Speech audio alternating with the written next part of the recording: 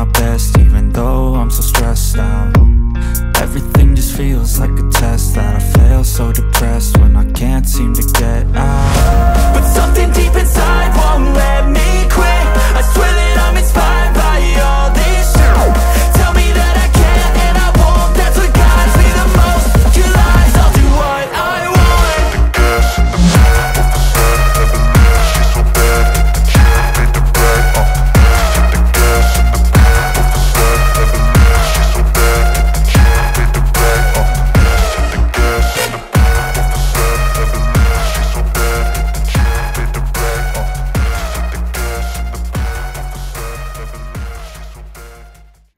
Örgü mü dediniz kanalıma hepiniz hoş geldiniz. Bu videomda sizlere görmüş olduğunuz bu güzel çalışmanın modelin nasıl yapıldığını anlatmak ve paylaşmak istiyorum. Umarım sever ve beğenirsiniz arkadaşlar. Yapımı gayet kolay gerçekten. Böyle tığ işi olarak yapmış olduğum bir çalışma. Paspaslardan seccadelere kırlentle yapabilirsiniz. Çantada yapabilirsiniz. Aklıma gelenler bunlar. Sizin değişik fikirleriniz varsa yorum kısmına yazarsanız memnun olurum arkadaşlarım. Fikir amaçlı model yaparak paylaşmak istedim. Normalde tığ işi, bir battaniye çalışması, bir lif çalışması gibi yapılmışları var. Ancak ben bunu halı kaydırmazın üzerine ekleyerek tasarladım. Umarım seversiniz arkadaşlarım. Yapımına geçmeden önce kalın halı kaydırmazımız var. Şöyle Nako Elite Baby ip kullandım ben. Dilediğiniz her türlü ipi kullanarak yapabilirsiniz arkadaşlarım. Şöyle 2,5 milimde tığım var. Şu şekilde tuttuğum halı kaydırmazımın hemen buradan giriş yapıyorum. 1, 2, 3 tane zincir çekiyorum. Ve yukarıya bir üste geçiş yapıp buraya bu şekilde bağlıyorum arkadaşlar. Bir tane şöyle sık iğne yaparak. Araya 2 tane zincir çekiyorum. Üzerine alıp aynı yere, bakın o ilk girmiş olduğum yerden giriş yapıyorum. Ve ikili trabzan yapıyorum. Şimdi ise şuradan yukarıdan, burayı değil arkadaşlar. 1, 2 atlıyorum. 3 ve 4'ten giriş yapıyorum. Bu şekilde. Ve buraya sık iğne ile bağlıyorum burayı. Üzerine aldım. Yine alttan bakın burayı sayıyorum. 1, 2, bu 3 ve 4'ten giriş yapıp buraya tutunuyorum. İkili trabzan ile araya 2 tane zincir çekiyorum yine. Sonra üzerine alıp yine aynı yere bir V biçiminde olması için yer yapıyoruz arkadaşlar. Şimdi yine yukarıdan 1, 2 atlayıp üçüncüden giriş yapıp buraya sık iğne ile bağlıyorum. Sonra tekrar üzerine alıyorum.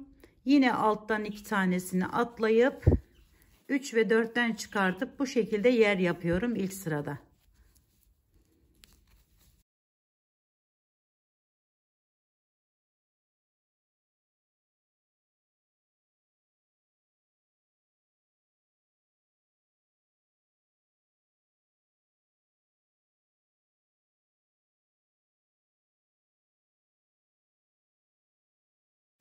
Ve bu şekilde bu sona kadar geliyoruz. Şimdi bize anlatmak için bu kadar yeterlidir. Hemen bunu yine 1, 2, 3 ve 4'ten, yani bu kenar olacak zaten, bu tarafımız boşta kalmış olacak. Şu şekilde çıkartıyoruz. Şöyle yine bağlıyorum oraya. Sonra arkadaşlar bir tane zincir çekiyorum. Geri dönüyorum. Kenarı arkadaşlar burası. Geri dönüp bakın şu yapmış olduğum yerin içerisine giriş yapıyorum. Bir tane sık iğne yapıyorum. 3 tane zincir çekiyorum. 2 ve 3. Aynı yerin içerisine önce giriş yapıyorum. Buraya bir sık iğne ile bağlıyorum. Daha sonra diğerinin içerisine geçiyorum. Yine bir tane sık iğne yaptım. Sonra 1, 2, 3 tane zincir çekip aynı boşluğa tekrar giriş yapıp bir sık iğne ile bağlıyorum. Bu sırayı yani bu şekilde geri dönüyoruz.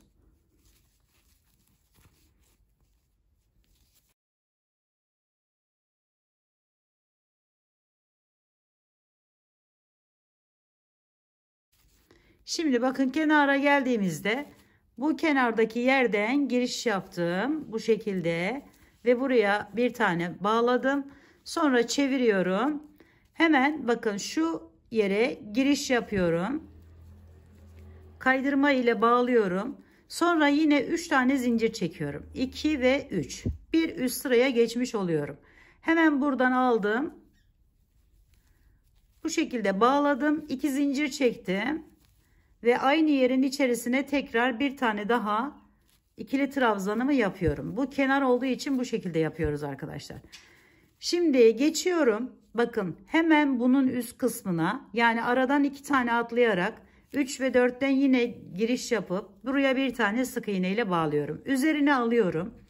Arada bakın 2 tane atlamıştık. Hemen buradan giriş yaptım. Ve bir tane ikili trabzan yapıyorum. 2 zincir çekip tekrar bir ikili trabzan daha yapıyorum. Hemen yukarıdan yine 1 2 atlıyorum. 3 ve 4'ten giriş yaptım. Bu arada alttakinin bakın tam üzerine geliyor. Her defasında saymanıza da gerek kalmamış oluyor. Buradaki boşluk da zaten hemen gözümüzün önünde. Hemen oradan da giriş yapıp aynı şekilde bu sırayı da tamamlayacağız arkadaşlar.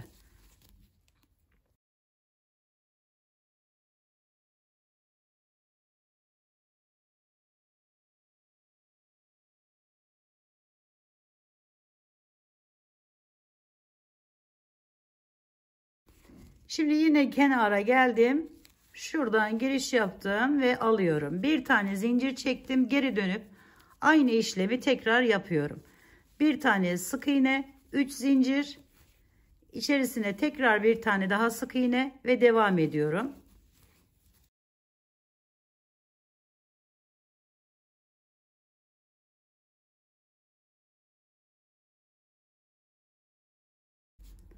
Bu çalışmayı lif ipleriyle de rahatlıkla yapabilirsiniz arkadaşlar.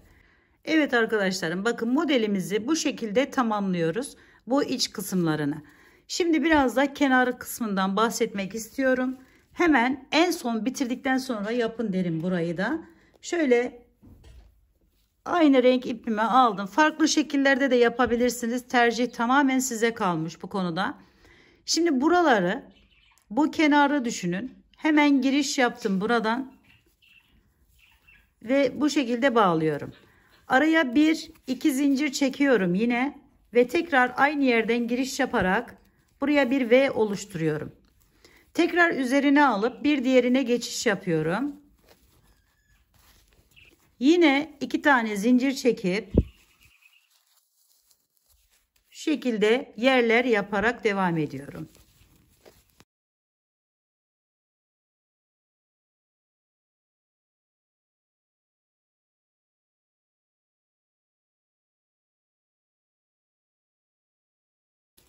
Şimdi köşeye geldiğimizde yine üzerine aldım.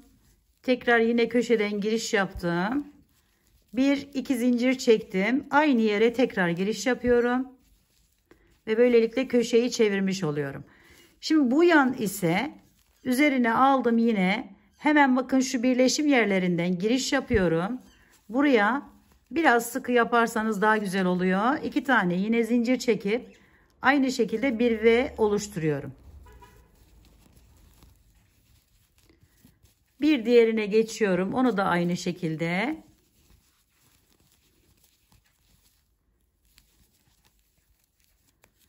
Şimdi bir diğerine bağlıyorum artık ve diğer kısmını yapmaya başlayacağız. Şimdi şöyle görünüyor arkadaşlar. Çeviriyorum hemen.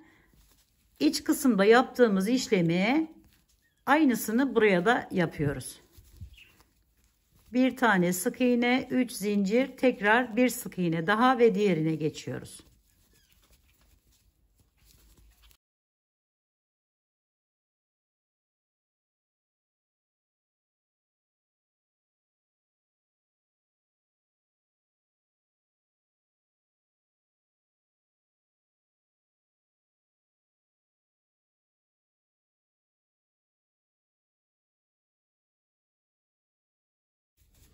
Şimdi bakın böyle bir görüntü oluyor. Şimdi burada bakın boşluk çok fazla oldu. Bunu da kapatmak için burada yaptığımız gibi arkadaşlar, bakın burada da aynı işlem var. Hemen Şu kenar kısmımız zaten. Buradan giriş yapıyorum buraya. Şu şekilde 1, 2, 3 tane zincir çektim. Hemen yandaki V'nin bir diğer kanadından alıp buraya birleştiriyorum. Sonra bir yana geçiyorum. 1, 2, 3 tane zincir çekip yine diğerine bağlıyorum. Diğer sık iğnemi. Sonra buradan devam ediyoruz bu şekilde. Burayı da bu şekilde yaparak kapatabilirsiniz. Hem de içerisiyle uyumlu olmuş olur. Tabii ki de daha farklı şekillerde direkt sararak ya da başka şekillerde de yapabilirsiniz. Ben diğer tarafa bu şekilde yaptığım için sizlere de bu şekilde anlatmak istedim. 1, 2, 3. Hemen buradan aldım. Ve zaten bu kısmın sonuna geldik. Bu işlemi buraya yapmanıza gerek yok. Çünkü orası zaten bakın kapalı bir şekilde duruyor arkadaşlar. Ve böyle bitirdiğiniz zaman şöyle göstereyim. Şu şekilde bir görüntü elde ediyorsunuz arkadaşlar. Evet, bakın gayet güzel ve şık duruyor. Böyle değişik farklı model arayan arkadaşlarım için vazgeçilmeyecek bir model olduğunu düşünüyorum arkadaşlarım. Bakın. Bu da diğer tarafta yaptığım işlem. Evet, bu videomda da size bu güzelliğin yapımını anlatmak, paylaşmak istedim. Umarım sevmiş ve beğenmişsinizdir. Yapacak olanlara şimdiden kolaylıklar diliyorum. Bir dahaki videomda görüşmek üzere. Hoşça kalın, sağlıkla kalın. Allah'a emanet olun arkadaşlar.